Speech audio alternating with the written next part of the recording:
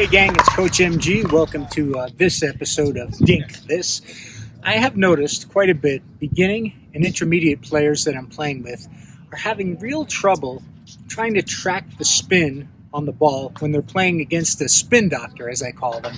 And that's players on the opposing team that hit with a lot of different type of spin. The ball will hit and bounce. And what I see most often is that the players that I'm playing with, when they have trouble, is they're trying to diagnose the spin when the ball's in the air or after the ball already hits the ground.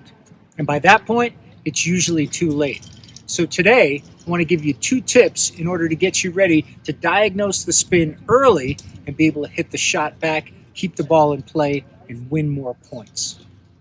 There's basically 4 types of spin that you're going to see hit. And let's have an example of each one. The first one that you'll see very often is someone who comes from inside out on the ball. And if you're a right-hander, that's going to make the ball track to the right. So let's hit a couple of those.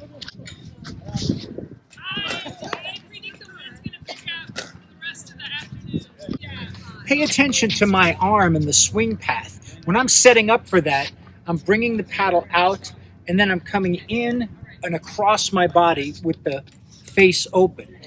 So I don't want to wait until that ball's in the air and starts to fly that way before I get to the right position of the court. When I see that open paddle face and arm coming inside out, I know the ball's going to go this way, and so I want to start to cheat in that direction. And that way I'm not going to be surprised when it hits. I'll be there to meet the ball versus having to go get it once it bounces and kicks away. Now the opposite of that swing path would be inside out from the backhand, and for a right-hander that shot would look something like this.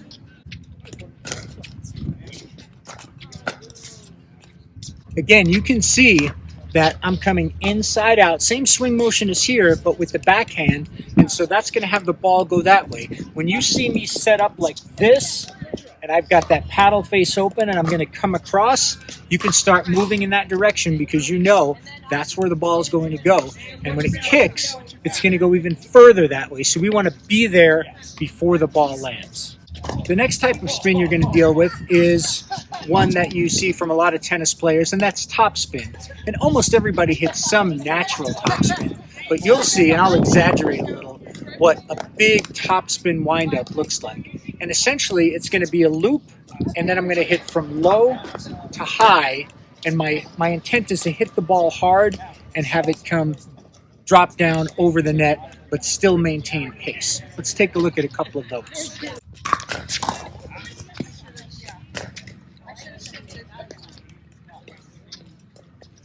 With a strong topspin shot, the ball is probably going to come right to you, or at least wherever your opponent is aiming. So it's not so much of moving left or right, but you may want to get set and move back a bit because the ball tends to hit and kick up as that spin takes effect on the surface of the court.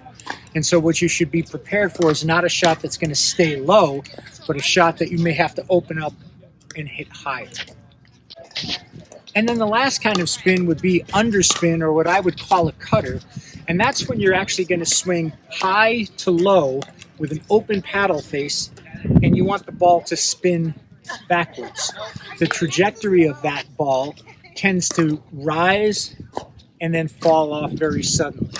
So again, if you see that cutter or that underspin, you're probably going to have to move forward because that ball, when it starts to fall down, is going to come down much more quickly than a topspin shot or a flat shot. Let's look at a couple of those.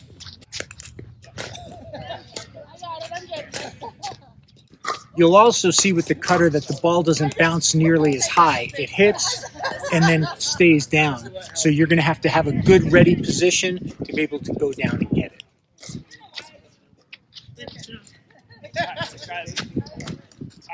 What I want you to do is watch my arm and watch my setup. Forget about the ball and forget about the spot on the court where it's going to land. I want you proactively to be looking at my setup and my swing to determine what kind of shot I'm hitting, and this will give you plenty of opportunity to get in place and hit a great return. You'll find some players that do nothing but this all the time. They'll never hit a flat shot. It can be frustrating, but it can be overcome. Okay, so now I can hear you saying, okay, Michael, so we know where to be, but how do we hit it back? Great question. One of the best things you can do when you're dealing with a shot that has a lot of spin is make sure that you hit all the way through. Very often, what I find is that players tend to punch that shot and they shorten up the swing. So what we want to do is we want to hit all the way through that ball, not punch at it, because then the spin, which is still going on, can send it off to one side or the other.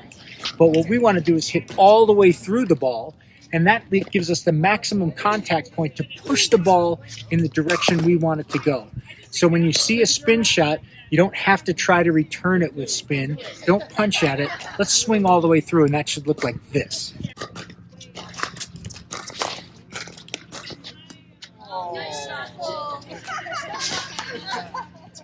Good form, always turning at the hips and driving through the ball will negate a lot of the spin that gets put on it and give you an opportunity to keep that ball in play and win more points. All right, so the next time you go up against the spin doctor, don't get intimidated, don't fear. Read their arm and read their swing setup well before the ball's in the air and watch yourself take the spin right out of their game. If you like what you see, hit the subscribe, like, and share button, and I'll see you next time on Dink This.